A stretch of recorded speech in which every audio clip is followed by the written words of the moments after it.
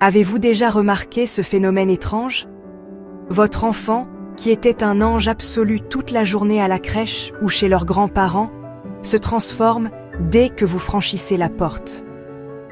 L'enfant calme et heureux se dissout soudainement en un tourbillon de larmes, de demandes et de crises inexplicables. Vous pourriez vous demander « Qu'est-ce que je fais de mal ?» Pourquoi ma présence semble-t-elle déclencher ce comportement difficile? C'est une question lourde qui peut peser sur le cœur d'un parent, vous faisant douter de chacun de vos gestes et vous faisant sentir comme un échec total. Ce sentiment est courant et je tiens à vous rassurer immédiatement, vous ne faites rien de mal. En fait, ce comportement n'est pas ce qu'il semble être. La vérité simple et puissante est que votre enfant pleure plus avec vous parce qu'il se sent complètement en sécurité avec vous. Vous êtes leur pilier, leur base sécurisante, leur foyer émotionnel. Tout au long de leur journée, loin de vous, ils se contiennent. Ils gèrent de nouvelles situations, suivent des règles, répriment leurs frustrations et naviguent dans un monde qui peut être accablant pour leur cerveau en développement. Ils dépensent une quantité énorme d'énergie pour s'adapter et se comporter. Cet effort est épuisant. Quand vous arrivez enfin, c'est comme s'ils pouvaient enfin expirer, baisser leur garde et libérer toutes les émotions refoulées qu'ils ont gardées en eux. Cette libération de tension est un compliment profond, même si elle ressemble à une attaque personnelle sur le moment. Votre enfant n'essaie pas de vous manipuler ou de vous punir pour votre absence. Il vous montre simplement son côté le plus vulnérable. Il sait, au plus profond de lui, que votre amour est inconditionnel. Il sait que même s'il vous montre sa colère, sa tristesse ou sa frustration, vous serez toujours là. Vous l'aimerez toujours. Cette confiance est le fondement d'un attachement sécurisant. Il garde ses émotions les plus fortes et les plus désordonnées pour la personne en qui il a le plus confiance au monde entier, vous. C'est un signe que vous avez réussi à créer un sanctuaire de sécurité pour lui. Alors, la prochaine fois que les larmes de votre enfant vous accueilleront à la porte, essayez de changer de perspective. Au lieu de voir cela comme le reflet de vos échecs parentaux, voyez-le pour ce qu'il est vraiment, un témoignage de votre succès.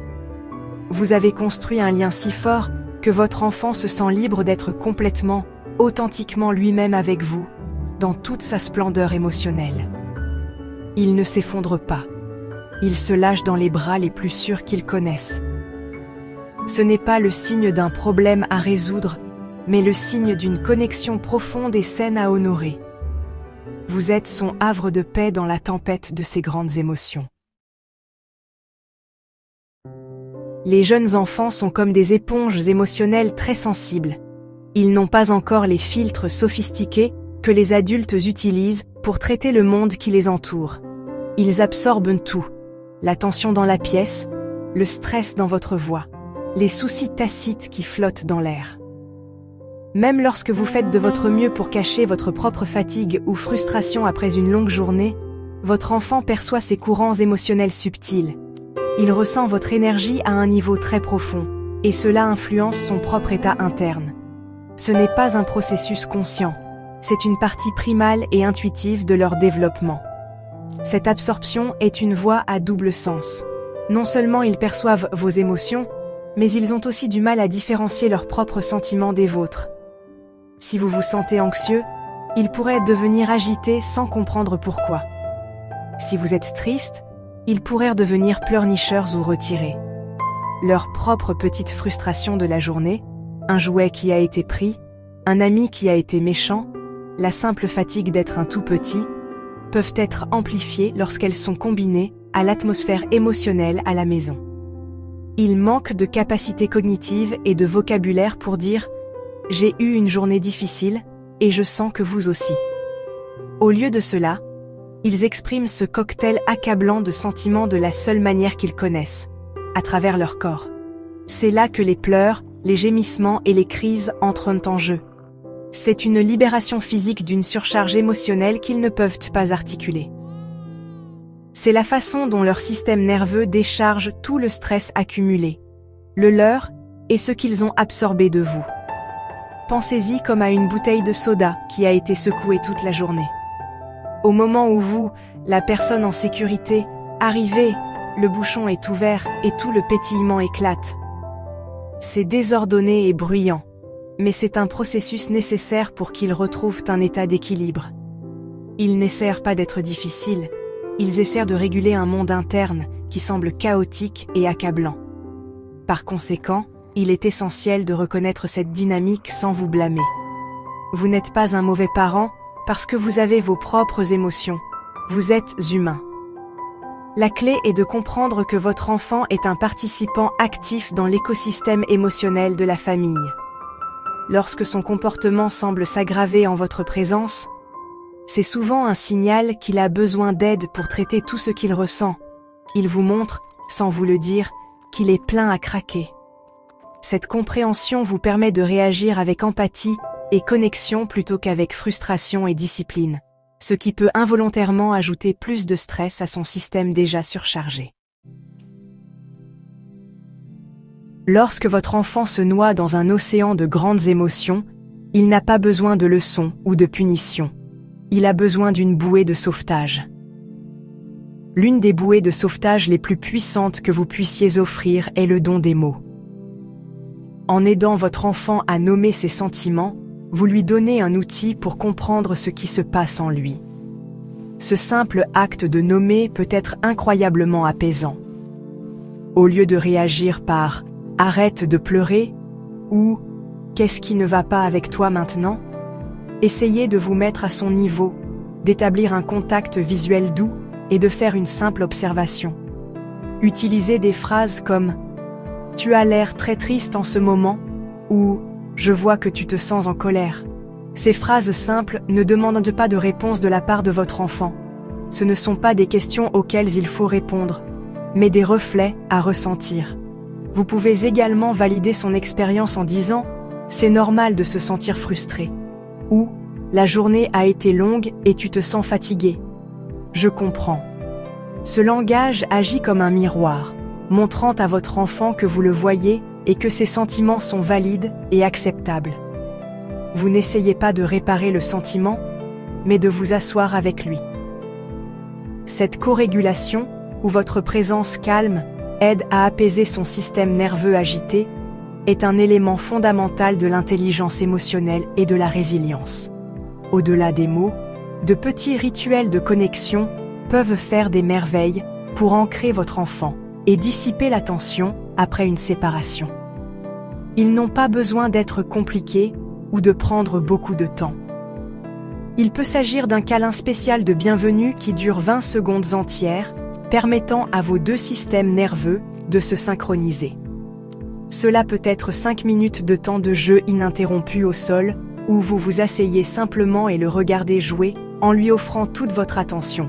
Un autre beau rituel est de partager une petite collation saine ensemble pendant que vous parlez tranquillement d'une partie simple de votre journée, l'invitant à faire de même s'il le souhaite. Ces moments de connexion intentionnelle signalent à votre enfant qu'il est votre priorité. Ils remplissent son réservoir d'amour et créent un tampon contre le stress de la journée. Un doux massage du dos pendant la lecture d'une histoire, une drôle de fête dansante dans la cuisine pendant 2 minutes, ou simplement lui tenir la main en allant dans la pièce voisine, peuvent transformer le ton émotionnel de votre soirée. La constance de ces rituels est ce qui les rend puissants. Ils deviennent des ancres prévisibles de sécurité et d'amour sur lesquelles votre enfant peut compter, renforçant le message que peu importe l'ampleur de ses sentiments, vous êtes toujours là pour vous connecter et l'aider à retrouver le calme. Lors de la démonstration de sécurité avant le vol dans un avion, on nous demande toujours de mettre notre propre masque à oxygène avant d'aider les autres. Cette métaphore est profondément pertinente pour la parentalité. Il est impossible de verser d'une tasse vide. Vous ne pouvez pas être l'encre calme, patiente et empathique dont votre enfant a besoin si vous êtes à bout de souffle, complètement épuisé et submergé vous-même. Votre bien-être n'est pas un luxe. C'est une nécessité absolue pour la santé et le bonheur de toute votre famille. Prendre soin de vous est l'un des plus grands cadeaux que vous puissiez offrir à votre enfant, car cela vous permet d'être le parent que vous voulez vraiment être. Prendre soin de soi pour les parents ne signifie pas forcément des retraites au spa d'une semaine ou des passe-temps coûteux. En fait, c'est plus efficace lorsque c'est intégré au quotidien de manière simple et gérable. Il s'agit de trouver des micro-moments de pause et de ressourcement. Cela peut être aussi simple que de prendre 3 grandes respirations conscientes avant de sortir de la voiture à la fin de la journée de travail. Cela peut aussi signifier sortir sur le porche pendant 60 secondes pour sentir le soleil ou l'air frais sur votre visage pendant que votre enfant est occupé en toute sécurité. Ou encore, cela peut être le fait de vous préparer une tasse de thé et de la boire lentement et en pleine conscience, même si ce n'est que pour 5 minutes. Ces petits actes de recentrage sont comme appuyer sur un bouton de pause face aux exigences incessantes de la parentalité. Ils aident à réguler votre propre système nerveux, ce qui, comme nous l'avons dit, a un impact direct sur votre enfant. D'autres idées simples incluent écouter une chanson préférée ou un podcast apaisant pendant votre trajet, étirer votre corps pendant quelques minutes le matin avant que tout le monde ne se lève, ou même simplement dire non à un engagement supplémentaire qui vous pousserait à bout. Le but n'est pas d'ajouter une tâche supplémentaire à votre liste de choses à faire, mais de choisir intentionnellement des moments qui vous nourrissent. Il est également vital de reconnaître l'importance du rôle du père ou de la contribution d'un partenaire. Parfois, surtout en tant que mère, nous pouvons avoir l'impression que nous sommes les seuls à pouvoir apaiser notre enfant ou à faire les choses correctement. Nous devons apprendre à lâcher prise et à permettre à nos partenaires d'intervenir, même si leurs méthodes sont différentes des nôtres. La façon dont un père joue, réconforte ou gère une crise de colère n'est peut-être pas votre façon, mais c'est sa façon, et elle est précieuse. Lui permettre de construire sa propre relation unique avec l'enfant vous donne non seulement une pause bien méritée, mais enrichit également la vie de votre enfant avec un style d'amour et de soins différents. Dans notre monde moderne, il y a une immense pression pour être un parent parfait. Nous sommes bombardés d'images et de conseils qui suggèrent qu'il n'y a qu'une seule bonne façon d'élever des enfants heureux et réussis. Cette quête de la perfection est une quête épuisante et impossible. Elle nous prépare à des sentiments de culpabilité, de honte et d'insuffisance chaque fois que nous échouons, ce qui, en tant qu'êtres humains, arrivera inévitablement. La vérité est qu'il n'existe pas de parents parfaits, mais il existe des millions de parents assez bons qui aiment leurs enfants avec ferveur et qui sont présents chaque jour, même quand c'est difficile. Votre enfant n'a pas besoin que vous soyez parfait. Il a besoin que vous soyez authentique. Il a besoin de vous voir gérer vos propres frustrations, de vous excuser quand vous faites une erreur et de lui montrer ce que signifie être un être humain réel, avec des émotions. Lorsque vous perdez patience et criez, puis revenez vers eux plus tard avec des excuses sincères, « Je suis désolé d'avoir haussé le ton. J'étais très fatiguée et frustrée, mais ce n'était pas acceptable de te crier dessus. Je t'aime. » Vous leur enseignez l'une des leçons les plus précieuses de la vie, que les relations peuvent être réparées et que l'amour est plus fort que le conflit. Ce chemin de la parentalité est désordonné, magnifique et profondément humain. Il y aura des jours remplis de joie et de connexion, et il y aura des jours où vous aurez l'impression d'échouer à chaque tournant. Les deux font partie du processus. Les moments de rupture sont tout aussi importants que les moments de connexion, car ils offrent l'occasion de réparer. C'est dans ce cycle de déconnexion et de reconnexion qu'un attachement véritable et résilient se forge. Votre amour pour votre enfant ne dépend pas de votre capacité à rester calme et sereine en tout temps. Il se manifeste par votre engagement à continuer d'essayer, à continuer d'aimer et à continuer d'être présente. Alors, libérez-vous du fardeau de la perfection. Embrassez la réalité désordonnée et imprévisible d'élever un enfant. Lorsque votre enfant pleure dans vos bras, libérant le poids de sa journée, sachez que c'est le travail sacré de la parentalité. Il ne s'agit pas d'avoir toutes les réponses ou de ne jamais faire d'erreur. Il s'agit d'offrir un cœur stable, même lorsque vous êtes fatigué. Il s'agit de fournir un espace sûr pour toutes les émotions, les vôtres et les siennes. Votre amour authentique, imparfait et inébranlable est la force la plus puissante dans la vie de votre enfant. C'est plus que suffisant. C'est tout.